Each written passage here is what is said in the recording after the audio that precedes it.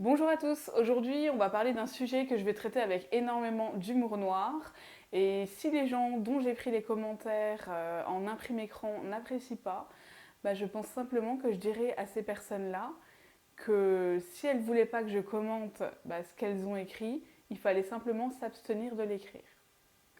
Pour vous remettre un petit peu dans le sujet, vous êtes beaucoup à m'avoir demandé des exemples suite à plusieurs sujets que j'ai traités dans des vidéos. Et suite au fait qu'un jour je vous ai parlé des commentaires qui atterrissaient parfois sous mes publications ou sous les publications traitant d'inceste, de victimes de pédocriminalité, etc. De gens qui en fait feraient mieux de réfléchir ou se mettre à la place des victimes euh, plutôt que d'écrire des bêtises pareilles. Ouah, ça a été dur de pas dire de gros mots sur YouTube là. Euh, Clairement, on a affaire à un problème de société. Et je pense que les gens sont tellement bêtes qu'ils se rendent même pas compte du mal qu'ils peuvent faire à quelqu'un d'autre, à une victime, entre autres, ou à un proche de victime, en commentant ou en écrivant ce genre de choses. Donc aujourd'hui, j'ai décidé de vous lire des commentaires et de les commenter moi aussi. Ce matin, je me lève, j'allume le téléphone et là, je tombe sur cet article qui est sorti il y a 45 minutes.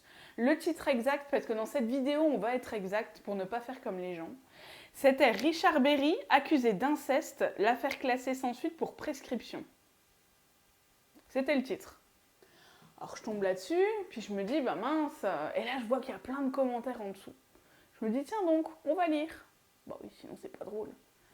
Et là, franchement, j'ai pas été déçue. J'ai fait des imprimés écran et je me suis dit, rien que sur un seul article, en 45 minutes, je vais vous lire tous les commentaires idiots et méchants que j'ai relevés. Et vous me direz à la fin de la vidéo quel commentaire vous avez trouvé le plus bête pour être poli. Et je pense que ces gens-là, ils méritent même pas de politesse, mais on va rester poli pour pas être censuré. J'ai aussi fait des recherches, parce que ça m'a intéressé du coup.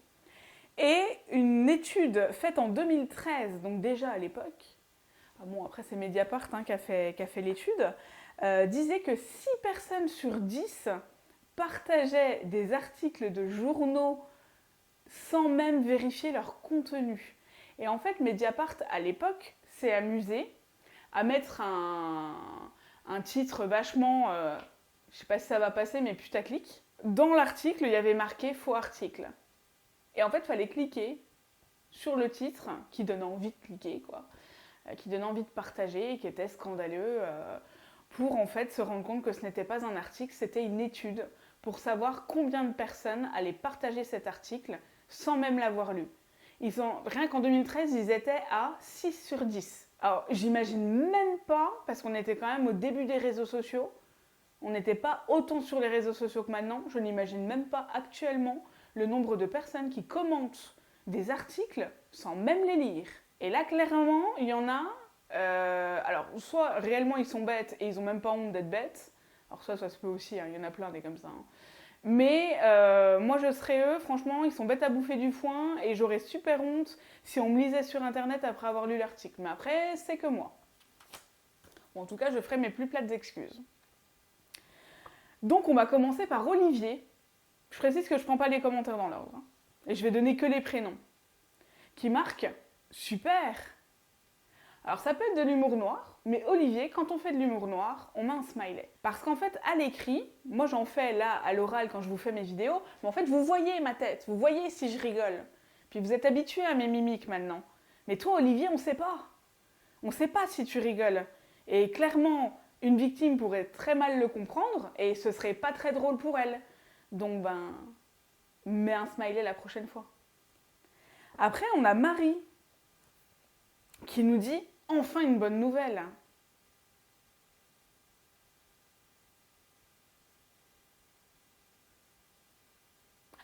T'as lu l'article? Parce que concrètement, dans l'article, c'est marqué, alors dans moi l'article que j'ai lu en tout cas, qu'ils disent pas que c'est pas vrai. Ils disent juste qu'il n'est pas possible de le poursuivre parce que le délai de prescription est passé. C'est une bonne nouvelle ça? Non, parce que ça veut quand même dire que ça se peut que ce soit vrai. Hein. J'ai pas accès au dossier, j'ai pas accès à l'enquête, mais À aucun moment c'est dit que c'est pas possible que ce soit vrai. Et justement, c'est ça qui est quand même hallucinant dans l'article. À aucun moment, les journalistes parlent du fait que c'est pas vrai. Il n'y en a aucun qui nie les faits. Alors une bonne nouvelle, je sais pas où tu la vois, mais moi perso je la vois pas. Hein. Et il y a quand même Céline qui se permet de la remettre en boîte en lui disant « Ah oui, une victime qui n'obtiendra jamais justice et un agresseur qui sera jamais condamné car il est trop tard. » Oh ouais, ça c'est une bonne nouvelle. Ouais, Céline, on pense exactement la même chose. Concrètement, là, Marie, une bonne nouvelle. Ou alors, parce que moi j'ai pensé aussi à ça, est-ce que Marie est tellement habituée à avoir des nouvelles qui saccagent sa vie que quelqu'un qui ne serait pas poursuivable parce que le délai de prescription est passé pour l'inceste qu'il a commis, hein, ou pas, hein, mais l'enquête est en... Voilà, moi j'ai pas accès à l'enquête ou autre. On imagine donc que le mec l'a réellement fait et il n'est pas poursuivable, et tu trouves que c'est une bonne nouvelle? Je sais pas, ça craint. Il y en a un autre, Jean-Luc. Tout ça pour ça. 3 points d'exclamation.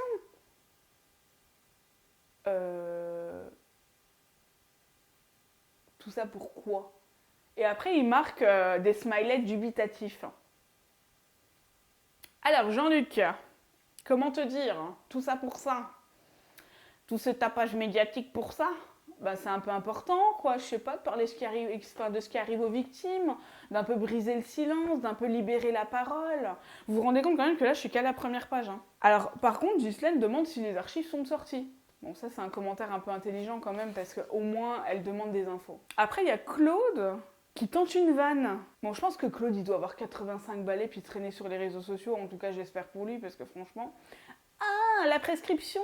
Et il paraît qu'on manque de médecins, 3 petits points. Alors, je pense qu'il manque aussi les smileys. Après, c'est peut-être moi qui ai un humour pourri aussi, hein. Mais ça m'a pas fait rire. En tout cas, Claude, si t'as essayé de faire de l'humour, c'était pas drôle. Ou si ça vous a fait rire, dites-moi-le dans les commentaires. Ensuite, on a Claude. Claude est une femme cette fois-ci. De toute façon, où est la vérité? Nous ne saurons jamais, donc c'est leur problème. Je comprends ce que tu veux dire, que quelque part, bon voilà, c'est un événement isolé, donc c'est leur problème de famille. Je comprends, pas de souci. Mais en fait, regarde ma vidéo de cette semaine où on expliquait avec Mareva que 3000 prêtres ont réussi à faire 330 000 victimes.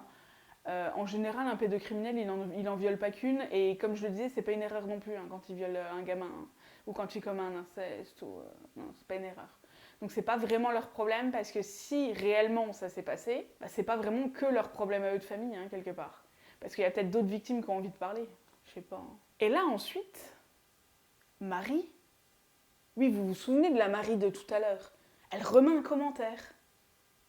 Ah bah oui, quand t'as mis un commentaire pourri une fois, pourquoi s'arrêter là? Enfin, je crois qu'elle avait encore des choses à dire puis qu'elle n'avait pas fini. Donc 1 minute après son autre commentaire, pour vous dire, hein, ça va vite, hein, tous les commentaires que je vous lis, ils sont à la suite. Donc, entre le premier commentaire de Marie, il y en a eu, alors, 1, 2, 3, 4, 5. Et on retrouve Marie dans les commentaires. Il devrait maintenant la poursuivre en justice. Mais quelle bonne idée, Marie! Oh, heureusement que tu étais là pour lui donner l'idée de la poursuivre en justice. Pourquoi? Pour diffamation. Je reprécise qu'à aucun moment donné dans l'article, ils disent que c'est faux. Ils disent juste que le délai de prescription est passé. Et à quel moment donné, si c'est vrai, tu encourages le mec qui a déjà agressé la victime à en plus aller porter plainte? Je pense que Marie, enfin moi, elle fait partie avec les deux Claude de... C'est l'une de mes préférées des commentaires. Et d'ailleurs, je précise quand même qu'il y a des gens qui lui répondent. Il y a 4 personnes qui lui ont répondu à Marie.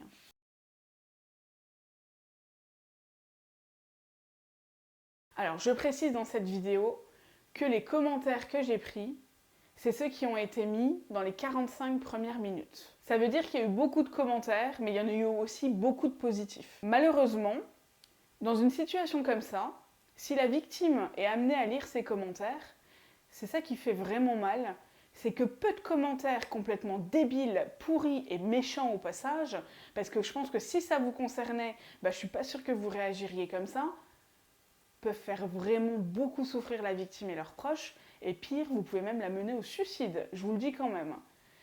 Donc il y a eu beaucoup de commentaires, mais ces commentaires-là, je ne sais même pas comment les gens peuvent se permettre de les laisser. Et en fait, quand j'ai lancé le hashtag Je suis là, c'était pour réagir à ce genre de commentaires.